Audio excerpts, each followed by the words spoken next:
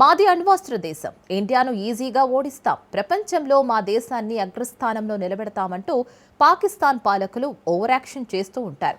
తమను తాము ఎక్కువగా ఊహించుకోవడంలో వాళ్లకు వాళ్లే సాటి. దాయాది పాలకుల తర్వాతే ఇంకెవరైనా. పాక్ పాలకుల మాటలొకటి, రియాలిటీ ఒకటి. ఇండియా యుద్ధానికి దిగితే పాకిస్తాన్ తోక ముడుచుకొని పారిపోవాల్సిందే. ఇందుకు నిదర్శనమే తాజాగా బయటపడ్డ కొన్ని దృశ్యాలు. ఆపరేషన్ సింధూర్ వేళ గజగజ వణికిపోయిన దాయాది చేసిన పనులు బయటపడ్డాయి. ఇంతకీ పాకిస్తాన్ చేసిన పనేంటి? ఇప్పుడు బయటపడ్డ నిజాలేంటి?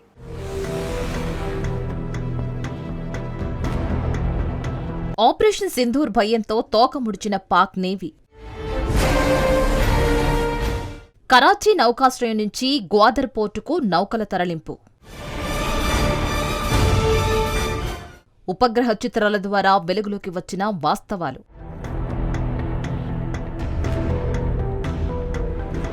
పహల్గామ్ ఉగ్రదాడికి ప్రతీకారంగా పాకిస్తాన్పై భారత్ చేపట్టిన ఆపరేషన్ సింధూర్ సమయంలో జరిగిన ఒక విషయం ఇప్పుడు బయటికి వచ్చింది. పాక్లోని వైమానిక లక్ష్యాలను ఇండియన్ ఎయిర్ ఫోర్స్ సమర్థవంతంగా ఛేదించడంలో పాకిస్తాన్ వణికిపోయింది. మిసైళ్లు, డ్రోన్లతో ఉగ్రవాద స్థావరాలను నేలమట్టం చేసింది భారత సైన్యం. ఆపరేషన్ సింధూర్ దెబ్బకు దాయాది పాకిస్తాన్ గజ్జున వణికింది. భారత్ ఎక్కడ దాడి చేస్తోందోనన్న భయంతో పాక్ తమ యుద్ధ నౌకలను ఇతర నౌక స్థావరాల నుంచి వేరొక ప్రాంతాలకు తరలించింది. మరి ఇటీవల వెలుగులోకి వచ్చిన శాటిలైట్ చిత్రాల ద్వారా ఈ విషయం బయటపడింది. ఇండియా మిసైళ్లకు చిక్కకుండా వార్షిప్లను ఇతర ప్రాంతాలకు తరలించింది. పాక్ యుద్ధ నౌకలకు ప్రధాన స్థావరమైన కరాచీ షిప్ యార్డు నుంచి యుద్ధ నౌకలను ఇరాన్ సరిహద్దు జిల్లాల్లోకి మళ్లించింది.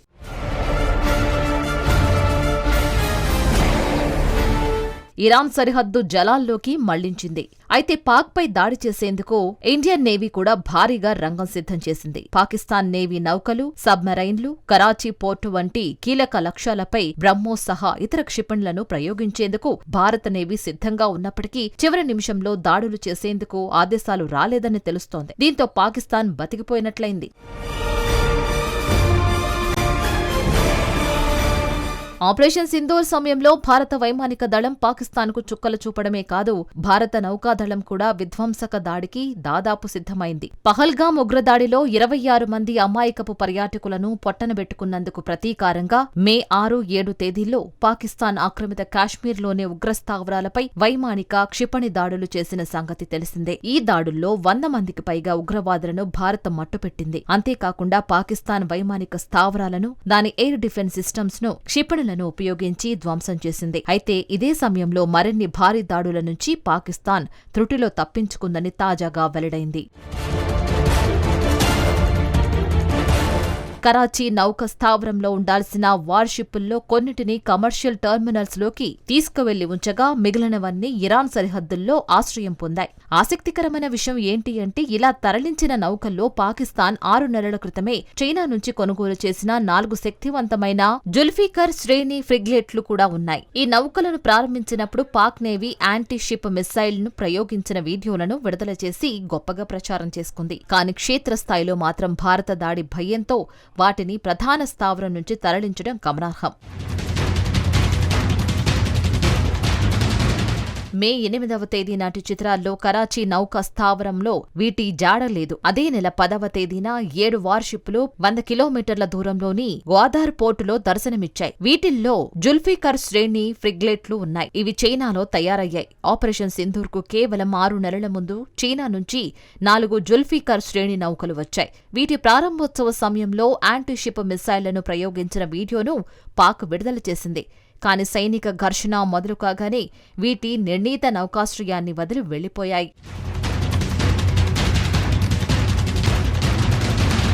ఆపరేషన్ సింధూర్ వేళ భారత నేవీ కూడా పాకిస్తాన్పై దాడికి దాదాపుగా సిద్ధమైంది. కరాచీ పోర్టు లక్ష్యంగా 36 ఫ్రంట్ లైన్ నావికా దళాలను మోహరించామని అన్నారు. వాటిలో బ్రహ్మోస్ క్షిపణులతో కూడిన 7 డిస్ట్రాయర్లు, medium range surface to air క్షిపణులు, వరుణాస్త్ర హెవీ వెయిట్ టార్బోడో ఉన్నాయని తెలిపారు. వీటిలో కొత్తగా ప్రవేశపెట్టిన ఐఎన్ఎస్ తుషిల్ తో సహా 7 స్టెల్త్ గైడెడ్ క్షిపణి యుద్ధ నౌకలు సైతం ఉన్నట్లు తెలిపారు. ఎక్కడ దాడి చేయాలి అనే దానిపై నేవీకి కూడా నిర్దిష్ట సూచనలు చేశారు. పాకిస్తాన్ లోపల లక్ష్యాలపై ఉపరితలం నుంచి ప్రయోగించే క్షిపణులను ప్రయోగించేందుకు నేవీ హాట్ స్టాండ్ బైలో ఉందని సంబంధిత వర్గాలు వెల్లడించాయి. ఈ లక్ష్యాల్లో పాకిస్తాన్ నేవీకి చెందిన షిప్పులు, సబ్మరైన్లు, కరాచీ పోర్టు వంటివి ఉన్నాయని తెలిపాయి. అయితే చివరి నిమిషంలో నేవీ చేసే దాడులకు తుది ఆదేశాలు రాకపోవడంతో పాకిస్తాన్ భారీ నష్టం నుంచి బయటపడినట్లు తెలుస్తోంది.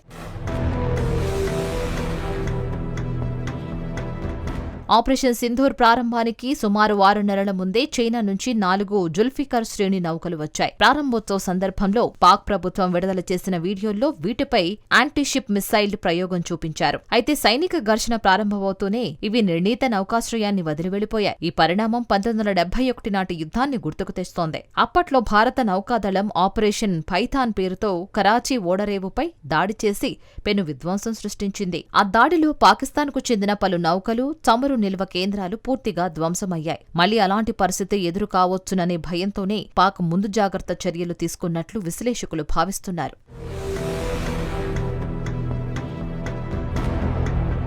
ఒకవేళ భారత నేవీకి ఆదేశాలు వచ్చి ఉంటే కరాచీ పోర్టులోని పాకిస్తాన్ నేవీ నౌకలతో సహా పాకిస్తాన్లోనే వ్యూహాత్మక లక్ష్యాలపై బ్రహ్మోస్ క్షిపణులు, జలాంతర్గముల నుంచి ప్రయోగించే ల్యాండ్ అటాక్ క్రూయిజ్ మిసైళ్లతో దాడులు జరిగేవని తెలుస్తోంది. భారత యుద్ధ నౌకలు, జలాంతర్గములు రెండూ కూడా యాంటీషిప్, ల్యాండ్ అటాక్ క్షిపణులతో సిద్ధంగా ఉన్నాయి. ఆ సమయంలో పాకిస్తాన్ నేవీకి చెందిన కీలక యుద్ధ నౌకలు, కార్వేట్ సహా అనేక ముఖ్యమైన ఆస్తులు కరాచీ పోర్టులోనే చిక్కుకుపోయాయి. భారత నేవీకి ఆదేశాలు లభించి ఉంటే ఓడరేవుతో సహా పాకిస్తాన్ నేవీకి తీవ్ర నష్టం వాటిల్లేదని నిపుణులు అంచనా వేస్తున్నారు.